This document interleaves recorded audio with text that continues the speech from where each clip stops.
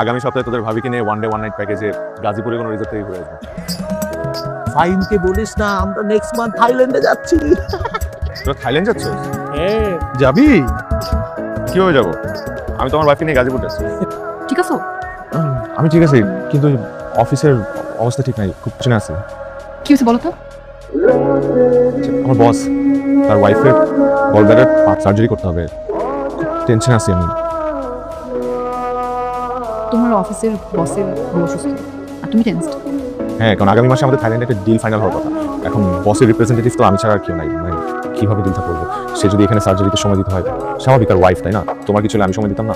এখন এই মুহূর্তে যদি এই ডিলটা ক্যান্সেল হয়ে যায় তাহলে আমাদের অফিসই বন্ধ হয়ে যাবে, কারণ সে আমাদের হর্তাকর্তা। তার আন্ডারে এতগুলো মানুষ জব করে, এতগুলো পরিবার চলে, আমাদের দুটো খেতে পারি। সত্যি কথা, ফ্যাক্ট এগুলো। কি যে হবে?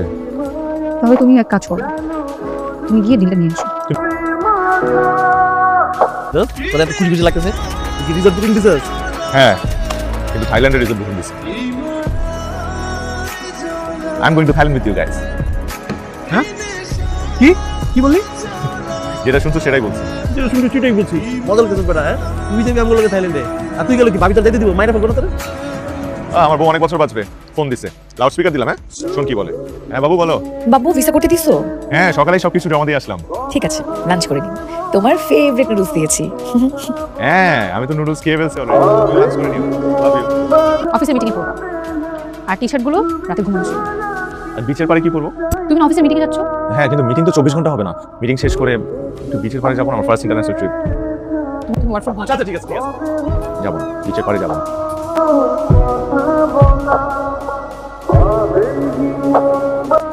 সকালে কি করবো? ঘুম থেকে উঠে ফ্রেশ হবো, দাঁত ব্রাশ করবো, ব্রেকফাস্ট করবো, কিন্তু ব্রেকফাস্টে খেতে হবে অনলি দুধ আর কর্নফ্লেক্স। লাঞ্চে খেতে হয় স্বল্প পরিমাণে, আর সন্ধ্যায় খেতে হবে অনলি ফ্রুটস। আর পানি খাবো না? অবশ্যই, প্রতিদিন 3 লিটার। আচ্ছা, তুমি তো শুনলাম যা যা করতে পারবা, কিন্তু কি কি করতে পারবে না সেটা মনে আছে? সব মনে আছে। নাম্বার 1, মদ্যপান করা যাবে না। নাম্বার 2, পার্টি তো দূরের কথা, মিটিং শেষ করে সোজা রুমে গিয়ে ঘুমাই যেতে হবে। 3, রাস্তায় হাঁটার সময় উপরের দিকে তাকায় হাঁটা যাবে না, নিচের দিকে তাকায় হাঁটা। আচ্ছা বাবু, নিচের দিকে তাকায় যে আমি হাঁটবো, যদি এমন হয় কোনো একটা সুন্দরী মেয়ের সাথে তাহলে এটা বাদ। সবসময় খেয়াল করে হাঁটবা, সামনে তাকিয়ে হাঁটবা, আশেপাশে খেয়াল রাখবা যেন কোনো মেয়ের সাথে থাকা না হয়। খবরদার। পরেরটা মনে আছে? অবশ্যই মনে আছে, লাস্টেরটা এবং সবথেকে ইম্পর্টেন্ট। থাইল্যান্ডের সকল মেয়ে আমার বোন, ইনক্লুডিং আমি শপথ করিতেছি যে আমি ফাহিম বিল্লাহ থাইল্যান্ডে নামিবা মাত্র এবং থাইল্যান্ড ত্যাগ করার আগ মুহূর্ত পর্যন্ত, প্লেনে পদার্পণ করা পর্যন্ত আমি থাইল্যান্ডের সকল মেয়েকে আমি দেখিব, দেখতে বাধ্য থাকিব। এবং যদি আমি ভুলবশত কোনো মেয়ের দিকে কুদৃষ্টি দিয়ে বসি তাহলে আমি পুরুষ না, আমি একজন পুরুষ। Perfect, that's like a good husband. আমি তোমার ব্যাকপ্যাক করছি।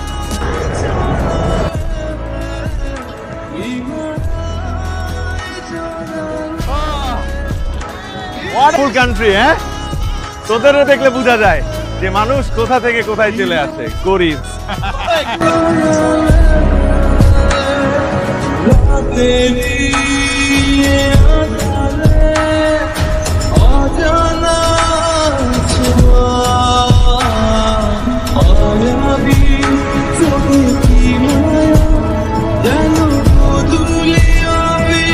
ঢাকায় রেখে আসলাম।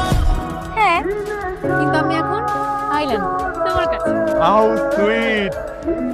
তোমাকে এগুলা কে ম্যানেজ করে দিছে সবকিছু? বাচ্চু ভাই। বাচ্চু ভাই আমাকে প্লেনের টিকিট, ভিসা সবকিছু করে দিয়েছে। আসসালামু আলাইকুম ভাবি, কেমন আছেন? ওয়ালাইকুম আসসালাম বাচ্চু ভাই, আমি ভালো, আপনি কেমন আছেন? আচ্ছা ভাইয়া, আপনারা নাকি অফিসিয়াল কাজে থাইল্যান্ডে যাচ্ছেন? অফিসিয়াল কাজে থাইল্যান্ড? হ্যাঁ হ্যাঁ হ্যাঁ হ্যাঁ ভাবি, আমরা তো অফিসিয়াল কাজে থাইল্যান্ডে যাচ্ছি ভাবি। হ্যাঁ, ফাহিম তো আসলে যেতেই চাচ্ছে না। ভাবি, আপনি একটা কাজ করেন না, আপনিও আমাদের সাথে চলেন। আমি আপনার ভিসা, টিকিট, যা যা পেপারস আছে সব রেডি করতেছি, আপনি এখন রেডি হয়ে যান ভাবি। Thank you so much. Coffee খাবা? এই এই কি ব্যাপার? না, কফি খাও, মজা লাগবে না? বলবো না, বলবো না। খাবা? খাও না, ভালো লাগবে, বানাইছি তো কষ্ট। আর কিছু নয় অফার করা, শুধু খালি কফি খাওয়া অফার। কাজ করে বাইরে থেকে গিয়ে কিছু খেয়ে আসি। না না না না না, তুমি কি খাওয়া বলো, আমি এখানে বানাচ্ছি। Thai massage 300 baht. অনলি 300? কি হ্যাঁ, কি ওই যে অনলাইনে একটা দেখলাম, ফ্লাওয়ার ভাস, অনলি 300। খুব ভালো।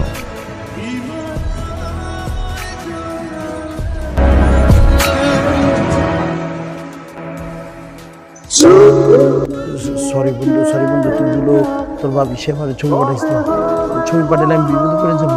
আমার কাছে একটা প্ল্যান আছে বন্ধু। কিন্তু কি ঠিক আছে, সারপ্রাইজ? কি সারপ্রাইজ? আমি আসতেছি।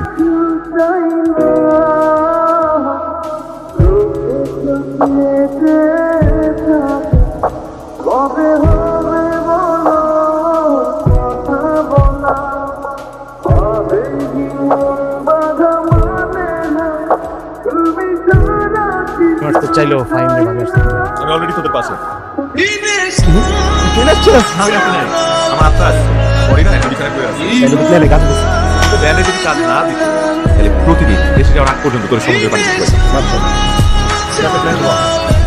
Wow. Bars, ladies, music, walking street. পার্টিটা দেখতে Okay.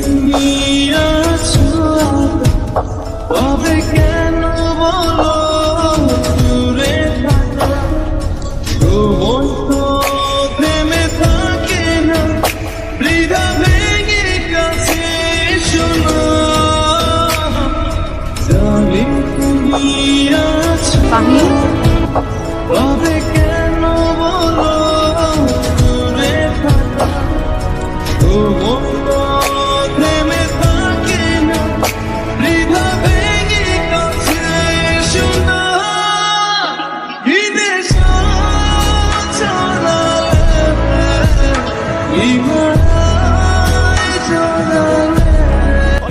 ধর বাড়ি থেকে।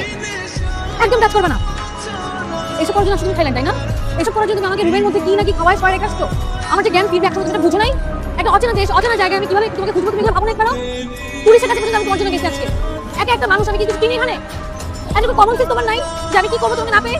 পাগলের মধ্যে তোমাকে আস্তে আস্তে খুঁজছি আমি।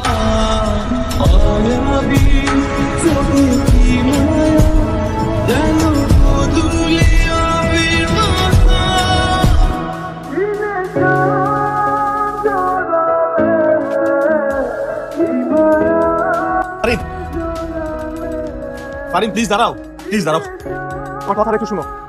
আমার ভুল হয়েছে, সরি, আমাকে মাফ করে দাও না প্লিজ। আমি তোমাকে রিকোয়েস্ট করতেছি, প্লিজ। সরি। সরি? কিসের সরি? তুমি তো অনেক চেঞ্জ হয়ে গেছো ফাহিম। তুমি যখন নিজে নিজে সব করতে পারো, আমাকে তো তোমার দরকার হয় না।